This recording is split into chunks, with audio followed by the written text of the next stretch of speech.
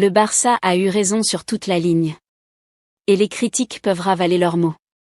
Anthony Gordon, moqué à son arrivée à 80 millions d'euros, vient de répondre sur la plus grande scène du monde. Ce qu'il a fait avec l'Angleterre à la Coupe du Monde va faire taire tous les sceptiques. Franchement, c'est une revanche dont il devait rêver. Pendant ce temps, 2 joyaux de la Masia sont dans l'attente. Flick les a écartés de la préparation. Pas pour les punir, rassurez-vous, mais pour une raison très précise. Les négociations avancent, mais rien n'est encore signé. Et le club ne veut prendre aucun risque. Une révélation inattendue sur le football mondial vient aussi de faire surface. En 2006, l'Inter Milan avait proposé 250 millions d'euros pour Lionel Messi. Oui, vous avez bien entendu. Comment le Barça a-t-il réussi à garder son joueur face à une offre aussi colossale? On vous raconte tout. Et enfin, le Barça suit en secret le petit frère d'une star du PSG. 16 ans, déjà lancé en compétition européenne. Et les Catalans veulent prendre de l'avance avant tout le monde. Restez jusqu'au bout, ça commence maintenant. Alors commençons par Anthony Gordon, parce que franchement, c'est une belle histoire. Quand le Barça a déboursé 80 millions d'euros pour lui, beaucoup ont crié au scandale. 6 buts en championnat, c'est trop cher, ils se sont fait avoir, c'est un pari risqué. On a tout entendu. Mais ceux qui ont regardé au-delà des statistiques en Premier League ont vu autre chose. En Ligue des Champions, Gordon avait été décisif à 12 reprises en 12 matchs, 10 buts et 2 passes décisives. C'est sur cette base que le Barça a investi. Et la Coupe du Monde vient de lui donner raison. Gordon a été titularisé par Thomas Tuchel avec l'Angleterre. Il est resté muet en phase de groupe, c'est vrai. Mais dès les matchs à élimination directe, il s'est réveillé. 1 but et 3 passes décisives en 4 matchs.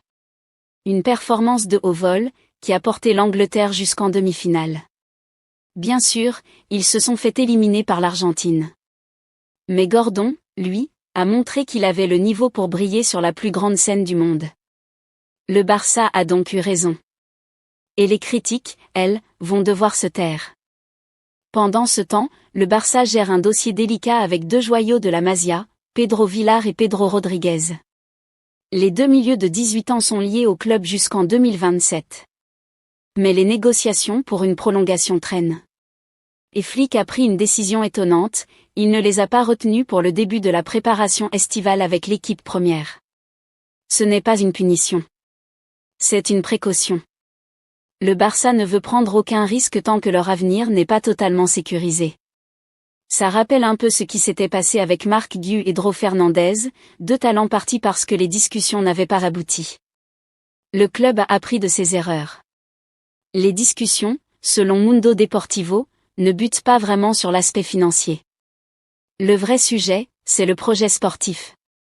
Les 2 joueurs veulent savoir quelle trajectoire le club envisage pour leur développement. Quelles opportunités avec le Barça Athlétique, quelles perspectives avec l'équipe première. Pedro Villar sort d'une saison très aboutie avec la Juvenila. Un milieu intelligent, capable d'évoluer aussi bien dans un rôle offensif que défensif. Pedro Rodriguez, lui, est réputé pour sa vision du jeu. Des profils très différents, mais tous les 2 très appréciés au sein du club. Les négociations se poursuivent dans un climat serein. Mais pour l'instant, rien n'est signé. Et Flick, lui, attend que tout soit réglé avant de les intégrer. Une révélation incroyable vient de faire surface. En 2006, l'Inter Milan a proposé 250 millions d'euros pour Lionel Messi. Oui, vous avez bien entendu. 250 millions.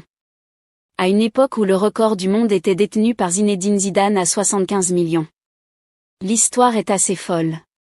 Tout commence par une rencontre discrète à Milan, en marge d'un spot publicitaire.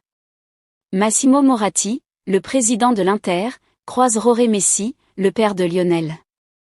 À l'époque, Messi touche 3 millions d'euros par saison, 2 fois moins que Ronaldinho. Le clan Messi cherche à faire pression sur le Barça pour revaloriser son contrat. Moratti voit une brèche. Il pousse jusqu'à formuler une offre à 250 millions d'euros. Messi serait alors devenu le joueur le plus cher de l'histoire, un record qui tiendrait encore aujourd'hui. Mais Joan Laporta, alors président du Barça, refuse. Pour lui, il n'est pas question de laisser filer un joueur formé à la Masia depuis l'adolescence, soigné et accompagné par le club à une période où sa croissance posait des problèmes médicaux. Moratti lui-même reconnaîtra plus tard que les renseignements pris sur Messi évoquaient ses soucis de santé et l'investissement du Barça pour les résoudre. Laporta a raconté sa stratégie pour retenir Messi. Le père de Léo m'a demandé ce que j'aurais fait, moi, comme père. Et je lui ai répondu qu'on allait construire autour de lui un effectif qui allait l'aider à remporter les trophées majeurs. Il y avait aussi une autre raison, Messi aimait le Barça. Il était attaché sentimentalement au club. Moratti a tenté sa chance au moment précis où Messi n'était pas encore la référence mondiale qu'il deviendrait, mais où son potentiel commençait à alerter les observateurs. Mais 250 millions d'euros n'ont pas suffi à briser ce lien. Imaginez un instant. Messi à l'Inter en 2006. Le football italien, et peut-être le football mondial, auraient été complètement différents. Enfin, le Barça suit en secret le petit frère d'une star du PSG, Tornik Kvaratskhelia. Oui, le frère de Kvicha Kvaratskhelia. Et il vient de faire ses débuts en compétition européenne à seulement 16 ans. Le Dynamo Tbilissi, où il évolue, a disputé le premier tour des qualifications pour la Ligue de Conférence. Tornik est entré en jeu à 2 reprises, à la 61e puis à la 56e minute. Son nom, évidemment, a attiré l'attention. Le Barça suit le dossier de près. Pourquoi ? Parce qu'ils avaient déjà tenté de recruter Kvicha quand il était à Naples. Mais le montant du transfert, 70 millions d'euros, dépassait leurs moyens. Le Géorgien a finalement signé au PSG lors du mercato hivernal 2025. Cette fois, le Barça veut prendre de l'avance. Tornik est lancé à 16 ans, comme son aîné.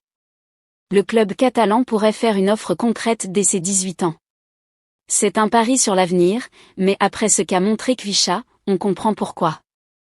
Voilà pour cette vidéo, merci d'être resté jusqu'au bout. Franchement, ce Barça est en train de construire quelque chose.